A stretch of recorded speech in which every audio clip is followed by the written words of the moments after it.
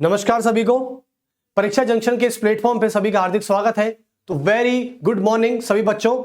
हम लेक्चर लेने आ चुके हैं और जैसा कि आपको हर दिन थिंकर्स और पॉलिटी के लेक्चर मिलते रहते हैं और इस सब्जेक्ट के साथ साथ आपको अदर लेक्चर्स भी मिलते रहते हैं यूट्यूब पर। तो मैं आशा करता हूं कि वो लेक्चर्स आपके आने वाले कॉम्पिटिटिव एग्जाम में बहुत ज्यादा इंपॉर्टेंट होंगे। लेकिन इस लेक्चर्स का फायदा, इस एजुकेशन का फायदा आप कैसे उठा सकते हो, तो इससे जुड़ी हम कुछ इंफॉर्मेशन देना चाहते हैं ओनली फॉर 3 मिनट के लिए। चलिए एक बार सभी अपनी निगाहें इधर कर लीजिए। सबसे बड़ी बात है कि हम परीक्षा जंक्शन यानी परीक्षा JN, ये हमारी संस्था का नाम है और इस प्रकार यानी परीक्षा जंक्शन को आप कहां कहां सर्च कर सकते हैं। सबसे बड़ी बात है कि आप इसे इंस्टा पे, आप इसे फेसबुक पे, आप इसे व्हाट्सएप पे और आप इसे लिंक्डइन पे भी सर्च कर सकते हैं। तो यानी परीक्षा जंक्शन जो संस्था है ये यूट्यूब पर तो अवेलेबल है ही है, जहां से हम लेक्चर ले रहे हैं, तो वहां पर क्लिक कीजिए और वहां पर इसको सब्सक्राइब और ज्वाइन कर लीजिए। यानी सब्सक्राइब और शेयर करने के बाद आप इस संस्था से जुड़ जाएंगे।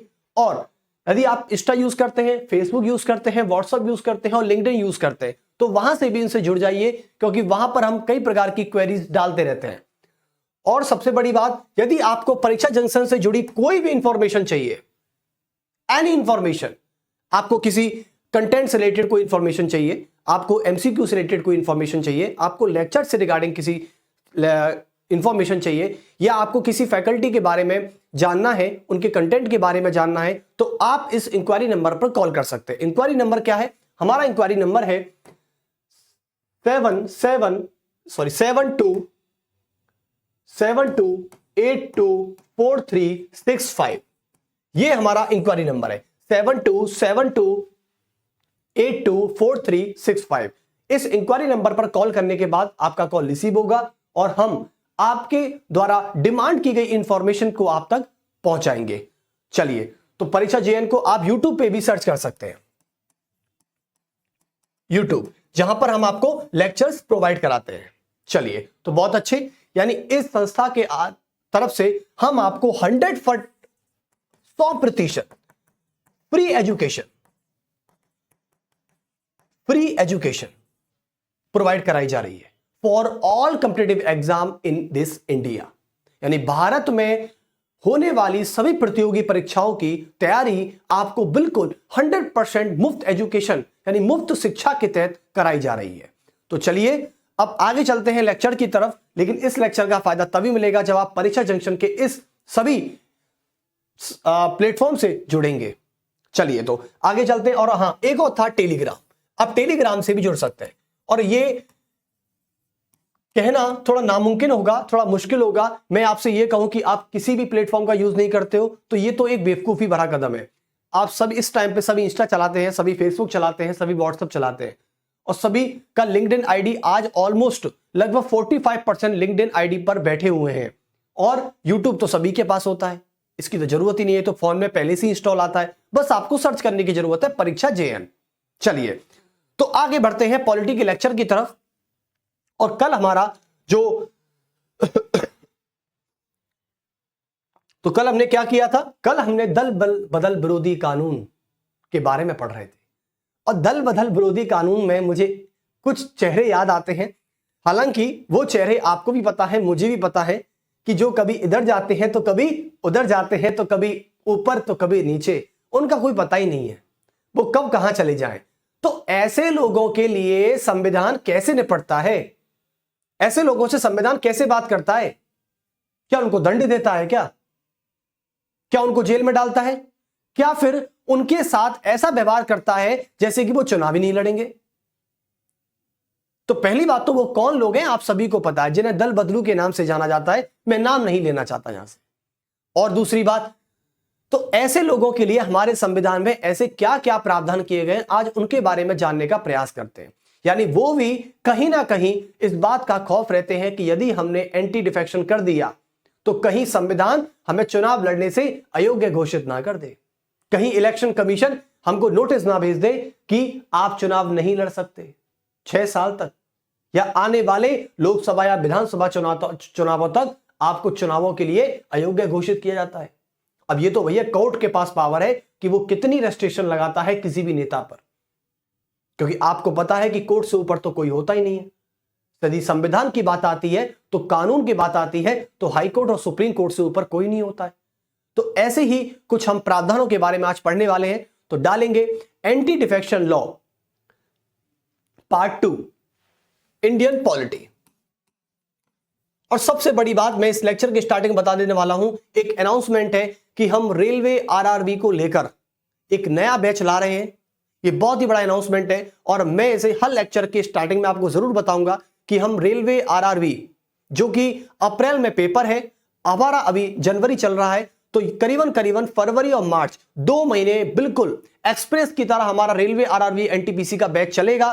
तो ग्रुप डी के लिए चलेगा, यानी ग्रुप डी में लगभग से लगभग बताया जा रहा है कि करोड़ों फॉर्म आ चुके हैं, करोड़ों फॉर्म आ चुके हैं। ये कोई शॉकिंग न्यूज नहीं है।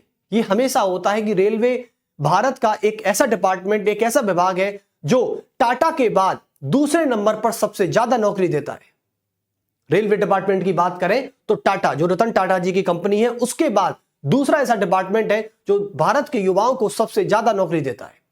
तो उसकी तैयारी हम कराने वाले हैं। 1 फरवरी से सभी तैयार रहिएगा और सभी फैकल्टी इस मैदान में उतरने वाली है परीक्षा जंक्शन में।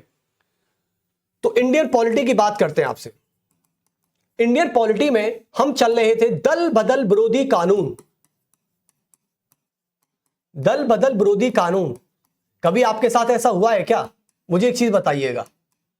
जैसे मान लीजिए आप किसी कंपनी में हैं, कंपनी इन द सेंस आप किसी 4-5 दोस्तों के साथ हैं और आपको ऐसा लगता है कि यार ये कंपनी ठीक नहीं है, मैं दूसरी कंपनी ज्वाइन कर रहा हूं, मुझे दूसरी संगति चाहिए। तो कभी कभी ये राजनीति में नहीं होता। यदि आप ये मान के बैठे हैं कि राजनीति में दल बदल होता है, तो मैं बता दूं हमारे सामाजिक जीवन में भी दल बदल होता है, जिनको दल बदलू कहते हैं। क्या कहते हैं? दल बदलू। तो कभी वहां तो कभी यहां। और केवल इसका एक ही कारण होता है, जो व्यक्ति दल बदल करता है वो केवल और केवल वो स्वार्थी होता है। स्वार्थी का मतलब है कि वो अपना फायदा कहीं ना कहीं देख रहा होता है, किसी ना किसी प्रकार से। अब उसके फायदे कुछ भी हो सकते हैं, चाहे पैसा हो सकता है, चाहे पद हो सकता है, चाहे और कोई भी लालच हो सकता है उसके मन में, जो मतलब एक को छोड़कर दूसरे के साथ, दूसरे को छोड़कर तीसरे के साथ, तीसरे को छोड़कर चौथे के साथ। और ये हमारे रिश्तों में, हमारे सामाजिक जीवन में और हमारे सामाजिक जीवन की राजनीति में भी आज यही हो रहा है कि लोग दल बदल कर रहे हैं। तो इसके लिए हमारी राजनीति में कैसे कानून बनाए गए हैं और कौन सा संवैधानिक संशोधन किया गया है, इसके लिए आज हम पूरा पढ़ेंगे और इस लेक्चर को, इस टॉपिक को, इस चैप्टर को फिनिश करके हम ही मानेंगे। तो दल बदल विरोधी कानून में एक बात सबसे पहले हम आते हैं कि दल बदल विरोधी कानून को लेकर निर्णय कौन करता है? डिसीजन मेकिंग पावर किसके पास है? कौन है ऐसे हमारे संविधान में या संविधान के उस पद पर बैठा हुआ ऐसा कौन सा व्यक्ति है जो दल बदल विरोधी कानून को लेकर कोई भी नियम, कायदे, कानून बना सकता है? तो वो है हमारे सदन के स्पीकर साहब। अब सदन के स्पीकर कौन होते हैं? आप सभी को पता है कि हमारे संसद में 2 सदन काम करते हैं। एक होता है लोकसभा स्पीकर, जो लोकसभा का अध्यक्ष होता है। एक होता है राज्यसभा के चेयरमैन, जिनको आप भारत के उपराष्ट्रपति कहते हैं। तो सदन का जो भी अध्यक्ष होता है वह दल बदल विरोधी कानून से संबंधित कोई भी निर्णय, कोई भी फैसला, कोई भी नियम और कोई भी कायदे और रीति रिवाज बना सकता है। जैसे चलिए, तो सबसे पहला टॉपिक हमारा आज का यह है कि दल बदल विरोधी कानून, दल बदल विरोधी कानून का निर्माण करने वाला या उसके लिए नियम कायदे बनाने वाला, या उसके लिए नियम कायदे बनाने वाला या निर्धारित करने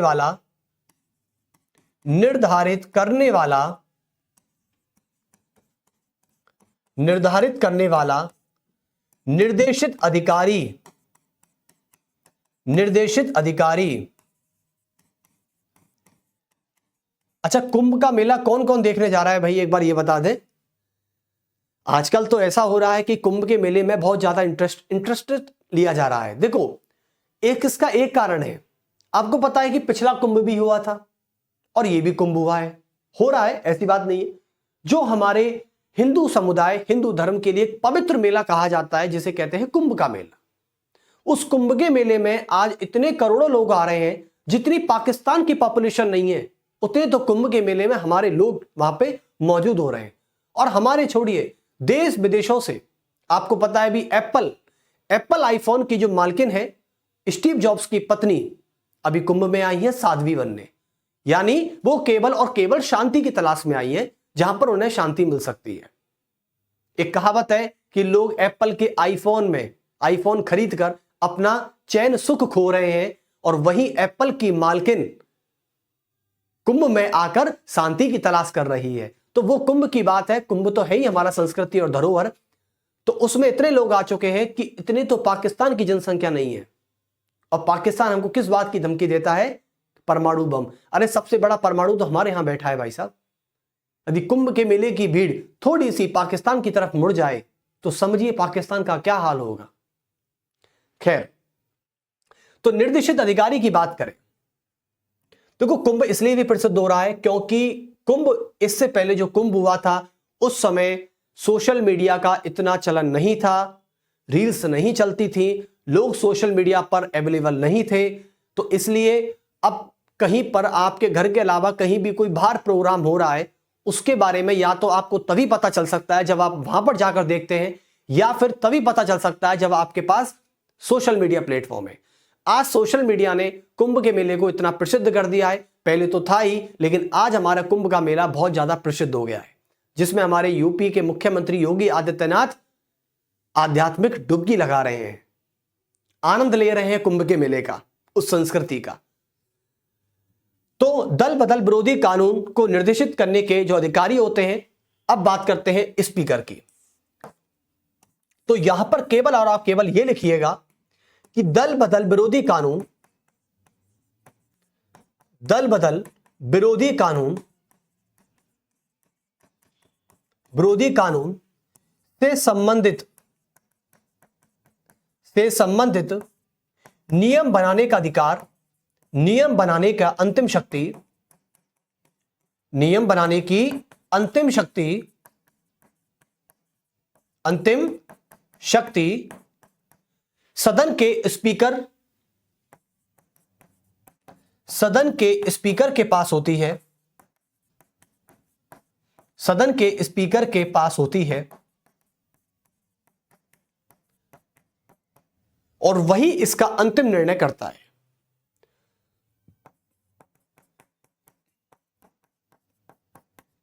और वही इसका अंतिम निर्णय करता है, लास्ट डिसीजन, अंतिम निर्णय करता है। तो यह था, लेकिन ऐसा तो हमारे संविधान में पहले होता था कि लोकसभा स्पीकर ने या राज्यसभा के स्पीकर ने जो भी कुछ कह दिया वही इसका अंतिम निर्णय माना जाता था। लेकिन अब हमारे संविधान में इसको सदन यानी दल बदल विरोधी कानून से संबंधित यदि कोई भी अपराधी पाया जाता है तो उस पर सुप्रीम कोर्ट भी सुनवाई कर सकता है। यानी पहले सुप्रीम कोर्ट यहां पर सुनवाई नहीं कर सकता था, और सुप्रीम कोर्ट दल बदल एंटी डिफेक्शन लॉ से संबंधित जुडिशियल रिव्यू की पावर नहीं रखता था।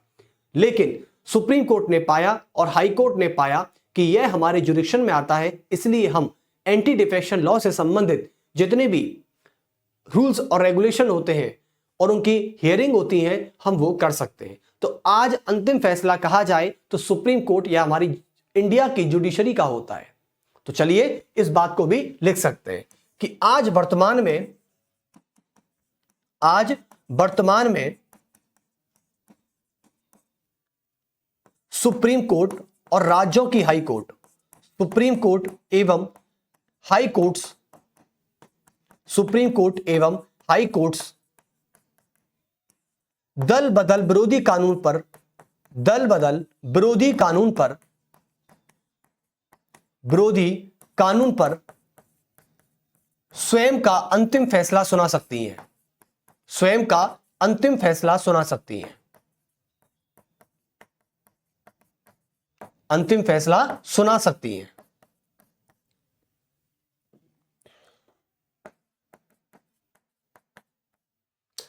चलिए, तो ये था हमारा एक टॉपिक, जिसमें एक टॉपिक में केवल और केवल इतना बताया गया कि यदि दल बदल विरोधी कानून का कोई नियम या कायदे बनाने हैं और यदि किसी भी अपराधी की सुनवाई करनी है जो दल बदल विरोधी कानून में आ चुका है तो उसकी सदस्यता को छीनना है, तो यह अंतिम निर्णय सदन के स्पीकर का तो होता ही है, लेकिन इसके साथ साथ अब हाई कोर्ट और सुप्रीम कोर्ट में इसकी सुनवाई की जा सकती है। यानी जुडिशियल रिव्यू की पावर अब सुप्रीम कोर्ट हाई कोर्ट के हाथ में है, क्योंकि यह हमारी भारत की न्यायपालिका की जुरिडिक्शन में आता है। बहुत अच्छे, यानी आपका एक टॉपिक तो यही था कि दल बदल विरोधी कानून पर सुप्रीम कोर्ट सुनवाई कर सकता है और इसका अंतिम निर्णय किसके पास होता है। इसके नेक्स्ट टॉपिक की बात करें तो नेक्स्ट टॉपिक यह कहता है कि हमारे संविधान में, देखो आप सभी को पता है कि पहले जब संविधान बना था तो हमारे संविधान के बनने के समय यानी 26 नवंबर 1949 के संविधान में दल बदल विरोधी कानून नहीं था, यह आप सभी को पता है। लेकिन भारत के तत्कालीन प्रधानमंत्री स्वर्गीय प्रधानमंत्री श्री राजीव गांधी की सरकार के समय दल बदल विरोधी कानून से संबंधित एक संशोधन लाया गया जिसका नाम है 52वां संवैधानिक संशोधन अधिनियम 1985। और 1985 में आफ्टर इंदिरा गांधी के बाद राजीव गांधी सरकार ने यह संशोधन संविधान में किया और दल बदल विरोधी कानून इसे जोड़ दिया संविधान में। अब यह हमारे लिए संवैधानिक कानून बन चुका है। लेकिन जैसे कि एक बात बताई गई थी कि 1949 में दल बदल कुल का नामो निशान नहीं था, लेकिन 1949 के बाद 1985 में जब 10th शेड्यूल में, किसमें 10वीं अनुसूची में एक 52वां अधिनियम 1985 जोड़ा गया, तो यह तभी का कानून था। लेकिन 1985 के इस कानून में और ज्यादा ट्रांसपेरेंसी लाने के लिए क्या किया गया, इसको ट्रांसपेरेंसी में लाने के लिए एक अमेंडमेंट किया गया जिसका नाम है 91 कॉन्स्टिट्यूशनल अमेंडमेंट 2003। और आपको बता दूं, इस 91 कॉन्स्टिट्यूशनल अमेंडमेंट 2003 में को लाने वाले यानी हमारे राष्ट्रीय गठित आयोग, जो राष्ट्रीय लेवल पर एक कमीशन का गठन किया गया था जिसमें विधि आयोग की 170वीं रिपोर्ट के आधार पर इस संशोधन अधिनियम को किया गया था। और यह कहता है कि 91 कॉन्स्टिट्यूशनल अमेंडमेंट 2003 जो दल बदल विरोधी कानून को और भी मजबूत बनाता है। तो पहला प्रस्ताव क्या है इसका? पहला प्रस्ताव है कि यह दल बदल विरोधी कानून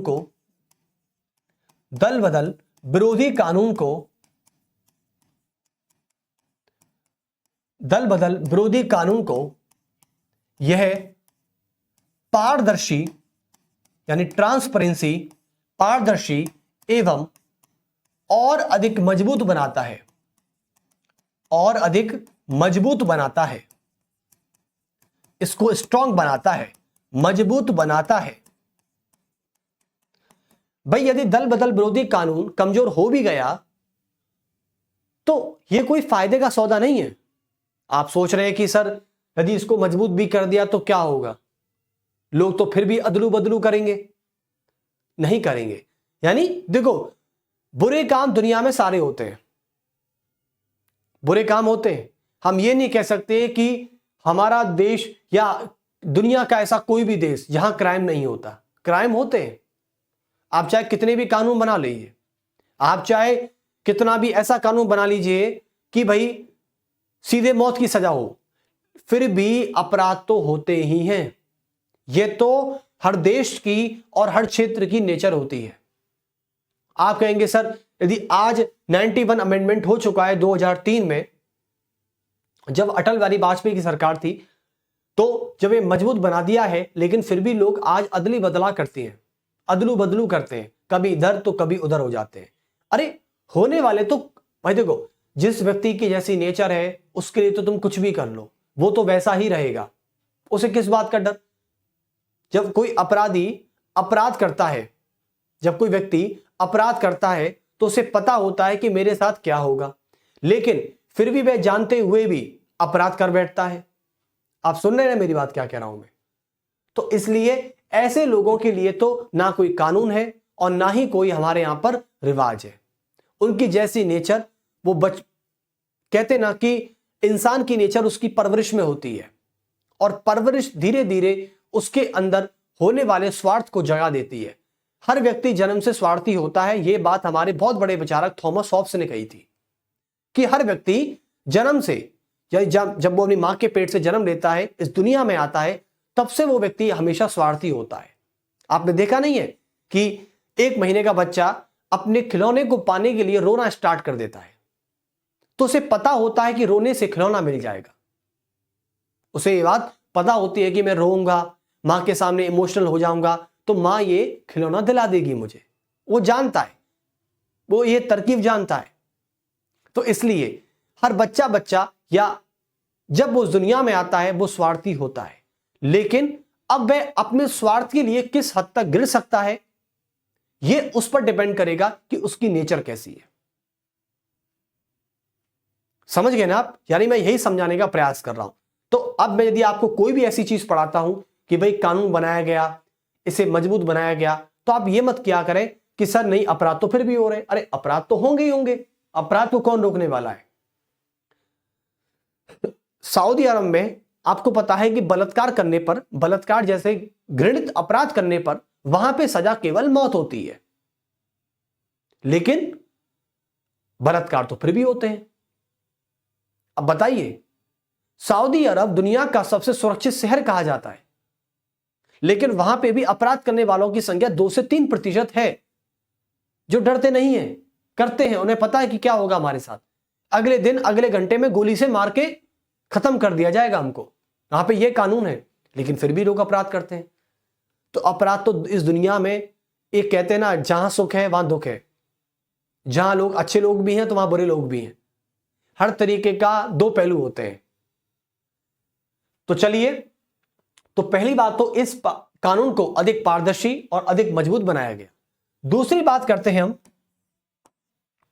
सर और इस कानून में क्या किया गया? यह कानून आपको पता है कि विधि आयोग की, यानी लॉ कमीशन, विधि आयोग की 170वीं रिपोर्ट, 170वीं रिपोर्ट के आधार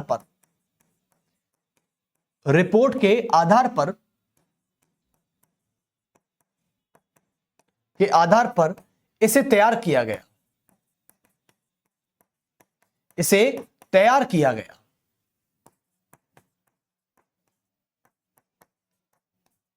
और तीसरा प्रस्ताव यह हो सकता है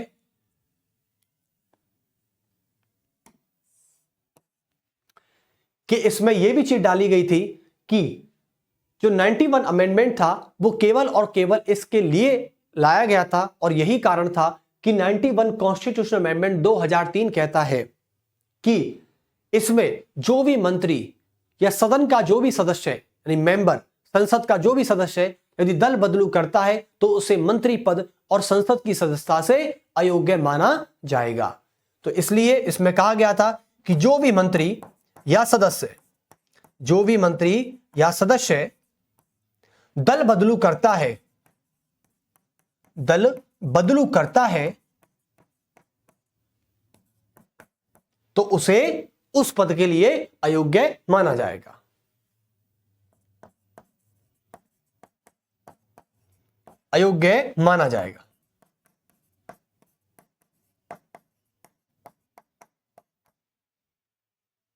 ओके, इज दैट क्लियर? तो पहला ये टॉपिक था, दूसरा ये टॉपिक था। लेकिन जब 91 अमेंडमेंट किया जा रहा था 2003 में, जिसमें भारत के प्रधानमंत्री अटल बिहारी वाजपेयी की सरकार थी, तो उस समय 91 अमेंडमेंट को लाने के पीछे कुछ ऐसे कारण थे कि एंटी डिफेक्शन लॉ को ट्रांसपेरेंट बनाना और अधिक स्ट्रांग बनाना, और दूसरा कि कोई भी मंत्री या कोई भी सदस्य दल बदल कानून करता है तो दल बदलू के तहत अपराधी घोषित हो जाता है, तो उसे उस पद के लिए अयोग्य माना जाएगा। इस 2 चीजों को करने के लिए, और यह विधि आयोग लॉ कमीशन की 170वीं रिपोर्ट की सिफारिश के आधार पर इस अमेंडमेंट को किया गया था। चलिए, लेकिन अब सबसे बड़ी बात है कि जब इस रिपोर्ट को तैयार किया गया था और 91 अमेंडमेंट किया गया था, तो 91 अमेंडमेंट करने के बाद इसमें क्या क्या प्रावधान जोड़े गए थे, उन प्रावधानों पर आज हम चर्चा करने वाले हैं इस लेक्चर में। और इस टॉपिक के बाद यह चैप्टर पूरी तरह फिनिश हो जाएगा। यानी दल बदल में केवल इतना है कि दल बदल जो विरोधी कानून था 1985 का, वो क्या कहता था, मैंने आपको वो भी पढ़ाया था कल, कि हम दल बदल के आधार पर, जो दल बदलू करता है उसके आधार पर यदि कोई एंटी डिफेक्टिव है, पर्सन है, तो उस आधार पर वह किस प्रकार का अयोग्य माना जाएगा। जैसे कि कोई व्यक्ति किसी पॉलिटिकल पार्टी से त्याग पत्र दे देता है, या किसी एक पॉलिटिकल पार्टी का टिकट लेकर जीतने के बाद किसी दूसरी पॉलिटिकल पार्टी को ज्वाइन कर लेता है, या अपनी पॉलिटिकल पार्टी के अगेंस्ट जाकर वोटिंग करता है, या वोटिंग के समय एब्सेंट रहता है, तो एंटी डिफेक्शन लॉ में आ जाता है वो। यदि कोई निर्दलीय सदस्य है और निर्दलीय सदस्य ये किसी भी राजनीतिक पार्टी से चुनाव नहीं लड़ते हैं, लेकिन चुनाव लड़ने के बाद और जीतने के बाद यदि किसी अन्य पॉलिटिकल पार्टी को ज्वाइन कर लेता है, तो वह निर्दलीय सदस्य उस समय उस पद पर मौजूद नहीं होता। ऐसे ही नाम निर्देशित अधिकारी आए थे कुछ। यदि कोई नाम निर्देशित सदस्य है जिसे राष्ट्रपति ने मनोनीत किया है, वो किसी भी पॉलिटिकल पार्टी से बिलोंग नहीं करता। बिलोंग नहीं करता तो इसका मतलब क्या है, जब वो किसी पॉलिटिकल पार्टी से बिलोंग नहीं करता था तो राष्ट्रपति ने उसे अपने ज्ञान के आधार पर उसे मनोनीत किया, लेकिन मनोनीत होने के बाद वह किसी पॉलिटिकल पार्टी में ज्वाइन हो गया, तो उसके बाद भी वह मनोनीत सदस्य उस दिन से सदन में नहीं बैठेगा, क्योंकि यहां पर एंटी डिफेक्टिव लॉ लग जाता है। अब बात कर लेते हैं नेक्स्ट। अब सभी डालेंगे टॉपिक पर कि 91 कॉन्स्टिट्यूशनल अमेंडमेंट 2003, 91 कॉन्स्टिट्यूशनल अमेंडमेंट 2003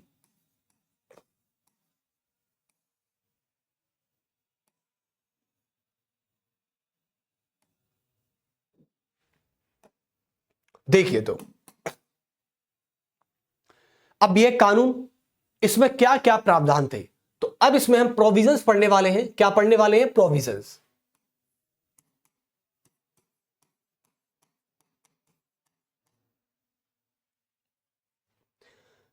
सभी डालेंगे प्रोविजन, प्रावधान।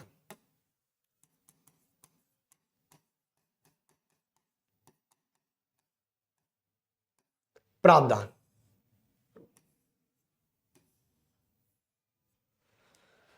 ओके, तो देखिए इसमें प्रावधान, पहला प्रावधान क्या किया गया।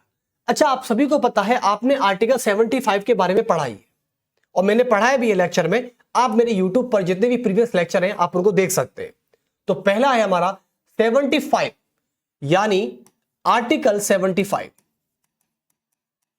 ये अनुच्छेद 75 क्या कहता है, चला इसके बारे में थोड़ा सा जान लेते हैं। अच्छा, एक आर्टिकल 75 में था जो मैंने पढ़ाया था जब मैं आपको प्रधानमंत्री पढ़ा रहा था।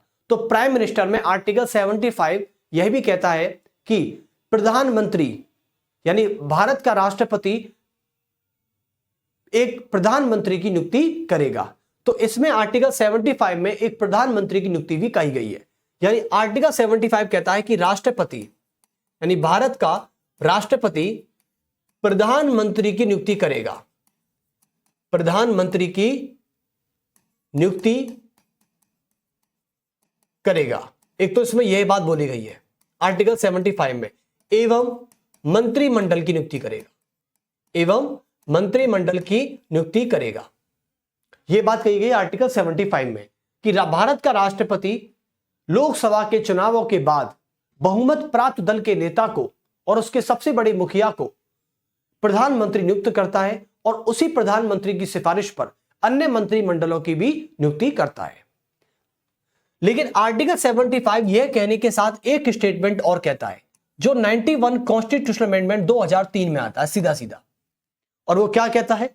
अच्छा, आपको पता है जब प्रधानमंत्री अपनी पूरी मंत्रिपरिषद का गठन करते हैं तो आपको क्या लगता है? देखो, आज आपको पता है कि हमारे पास संसद है, संसद में 2 सदन काम करते हैं। यहां पर है आपकी लोकसभा,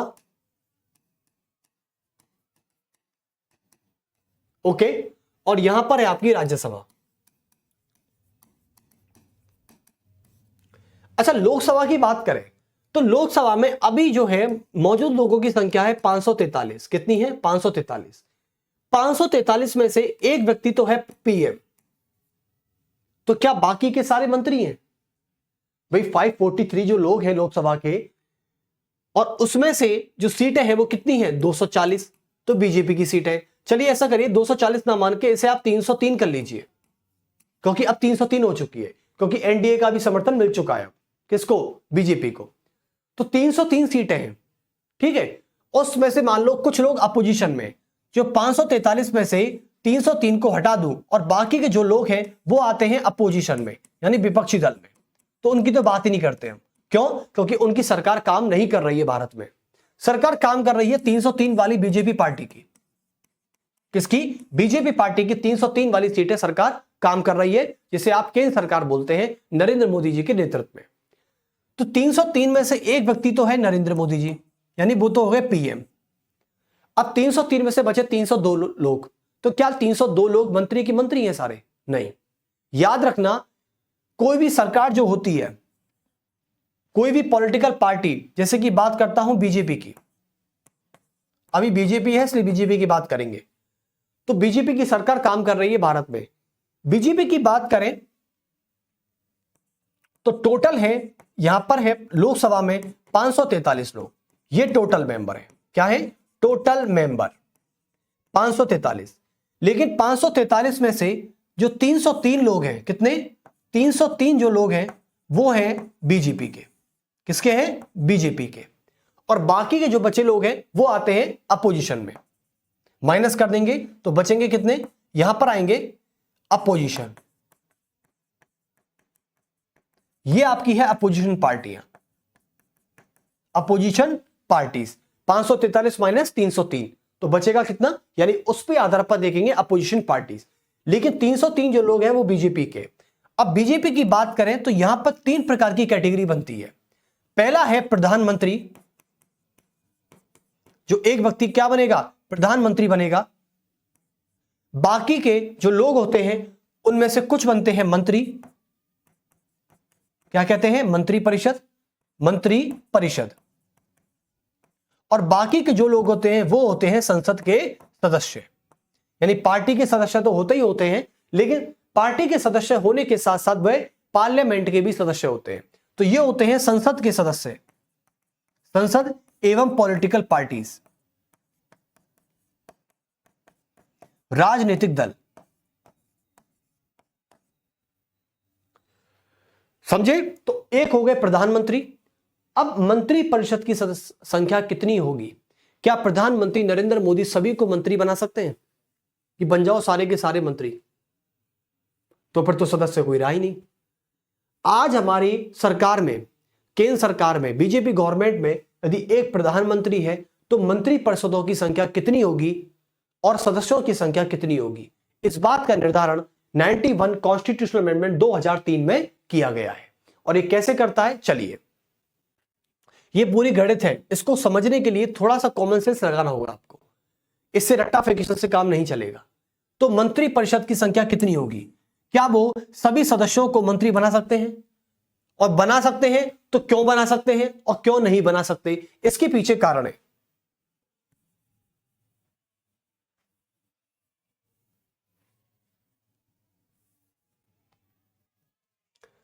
देखिए, तो क्या कारण है?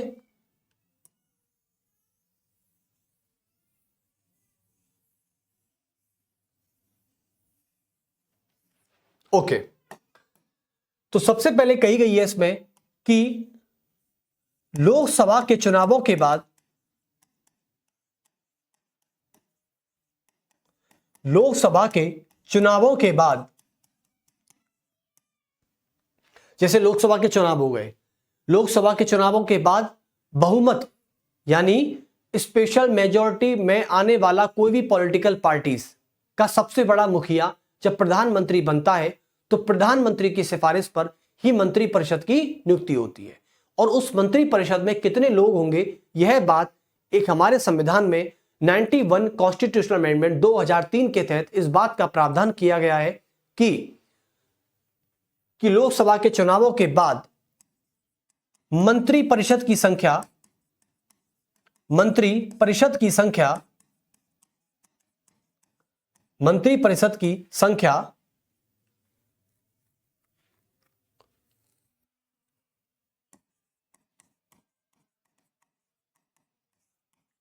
लोकसभा के कुल सदस्य संख्या का 15% से अधिक नहीं होगा। 15% से अधिक नहीं होगा।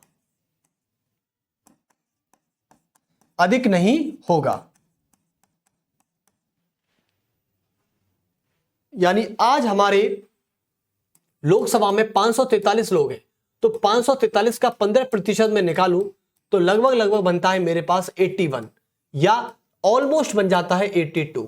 इससे ज्यादा मंत्रियों की संख्या नहीं हो सकती।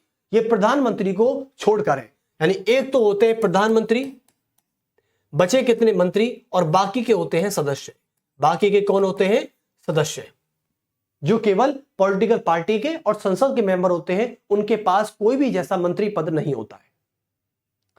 तो पहला जो प्रावधान था वो ये किया गया। दूसरे प्रावधान की मैं बात करूं तो दूसरा प्रावधान क्या कहता है?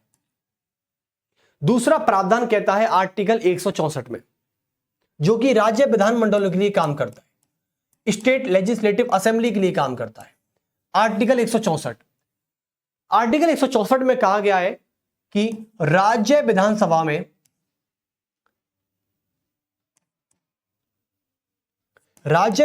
चुनावों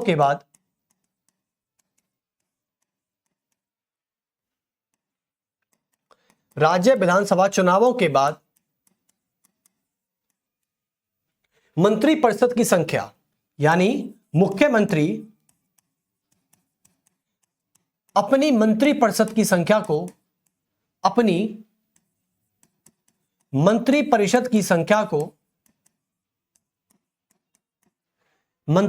की संख्या को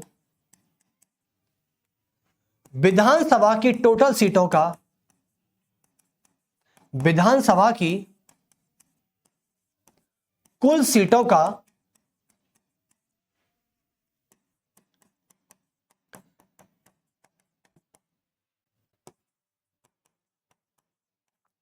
15% से अधिक नहीं करेगा। यानी 15% से ज्यादा मुख्यमंत्री के अलावा मंत्रिपरिषद की संख्या नहीं होनी चाहिए। यह बात कही गई है राज्य के मुख्यमंत्री और राज्य की सरकार के लिए कि 15% से कम नहीं, ज्यादा नहीं होनी चाहिए। लेकिन इसका मतलब यह भी नहीं है कि मुख्यमंत्री 12 से कम मंत्री बना दे। क्या बना दे? 12 से कम। याद रखना, यदि मान लीजिए कहीं पर विधानसभा की सीटें कम है और उनका 15% लगभग इतना बैठ रहा है कि बहुत कम हो गया है, 4-5 मंत्री आ रहे हैं, तो ऐसा भी नहीं होना चाहिए। समझे ना? यानी 12 तो निर्धारित की गई है कि किसी भी राज्य सरकार में मिनिमम से मिनिमम मंत्रियों की संख्या 12 तो होनी ही चाहिए। 12 से ज्यादा हो जाए तो अच्छी बात है, लेकिन 15% से तो ज्यादा बिल्कुल नहीं होनी चाहिए। यह बात कही गई है। तो मिनिमम नंबर है 12। क्या है? ये आपका है मिनिमम नंबर। इसे कहते हैं न्यूनतम संख्या, जो कि है 12। तो यह था दूसरा प्रावधान। तीसरा प्रावधान क्या किया गया इसमें? तीसरा प्रावधान यह कहता है, हां जी, तो यह कहता है कि इसमें यानी 91 अमेंडमेंट 2003 में कि मान लो संसद का कोई भी सदस्य है और वह दल बदल कानून के आधार पर उसे पकड़ा गया, वह अपराधी घोषित हो गया। अपराधी होने के बाद अब उसके साथ क्या किया जाएगा? क्योंकि वह तो मान लो मंत्री भी हो सकता है या वो सदस्य हो सकता है, तो उसकी संसद की सदस्यता निरस्त कर दी जाएगी और आने वाले समय तक के लिए उसे चुनाव लड़ने से रोक दिया जाएगा। तो लिख सकते हैं आप कि यदि कोई सदस्य या मंत्री, यदि कोई सदस्य या मंत्री दल बदल विरोधी कानून के तहत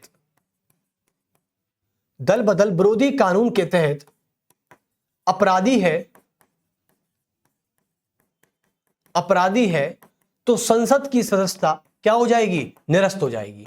और जब कोई सदस्य रहेगा ही नहीं, या कोई मंत्री जब सदस्य रहेगा ही नहीं, तो पहली बात तो वो मंत्री नहीं होगा, और जब मंत्री नहीं है तो सदस्य भी नहीं है, और सदस्य नहीं है तो आने वाले समय तक के लिए उसे चुनाव लड़ने से रोक दिया जाएगा। तो ये होता है एंटी डिफेक्शन लॉ के प्रावधान, जो कि हमारे करंट में अभी काम कर रहे हैं। और ये दो प्रावधान इन जरूर याद रखना, आर्टिकल 164 एंड आर्टिकल 75। और एक है आपका पॉइंट 3। तो ये था हमारा 91 कॉन्स्टिट्यूशनल अमेंडमेंट 2003, जिसमें यह कहा गया है कि यदि हमारे भारत के संविधान के तहत कोई भी व्यक्ति संसद का सदस्य या किसी भी राजनीतिक दल का सदस्य यदि दल बदल विरोधी कानून के तहत उसका उल्लंघन करता है और दल बदलू में पाया जाता है, तो उसके साथ संविधान कैसा ट्रीटमेंट करेगा, यह ट्रीटमेंट दिया गया है केवल और केवल 91 अमेंडमेंट में 2003 में। समझ गए आप? तो यह था हमारा नया प्रावधान, जो कि अभी हमारे करंट में, हमारे संविधान में मौजूद है। यह करंट है और अपडेट है। क्या है? करंट और अपडेट दिया गया है इसमें। यानी आपसे कभी भी पूछे कि अब तक हमारे दल बदल विरोधी कानून से संबंधित कितने अमेंडमेंट हो चुके हैं और लास्ट अमेंडमेंट कब हुआ था, तो आपका आंसर होना चाहिए, एक तो हुआ था 1985 में और एक हुआ था 2003 में। और 2003 के बाद एंटी डिफेक्शन लॉ से संबंधित कोई भी नया कानून नहीं आया है। तो चलिए, बहुत अच्छे, यानी ये चैप्टर आपका अब दल बदलू खत्म हो जाता है, फिनिश हो जाता है, क्योंकि ये चैप्टर इतना ही बचा था। हमारा जो कल का पार्ट 1 है वो आप सभी ने देखा होगा, और देख के कमेंट और शेयर जरूर कीजिएगा, क्योंकि ताकि हमें भी पता चले कि हम किस तरीके से आपको आने वाले एग्जाम, जैसे कि मान लो कोई बच्चा रेलवे की तैयारी कर रहा है, कोई मान लो एसएससी की कर रहा है, या कोई बैंकिंग की कर रहा है, तो देखो वहां पर यह मसला हो जाता है कि बच्चे को किस तरीके के कंटेंट की डिमांड है। तो आप एक बार कमेंट कर देंगे तो हमें पता चल जाएगा। और हालांकि हम रेलवे के लिए एक बैच चला ही रहे हैं, वैसे भी एक पर्सनल बैच, जो हम ओनली फॉर ओनली रेलवे की तैयारी कराएंगे, उसमें केवल और केवल रेलवे की तैयारी।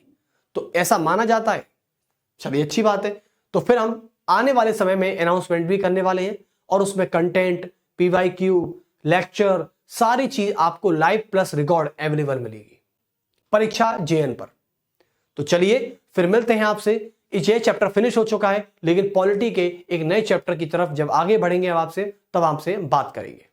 चलिए, तो फिर मिलते हैं आपसे नेक्स्ट पार्ट में। सभी को मेरा बहुत बहुत नमस्कार।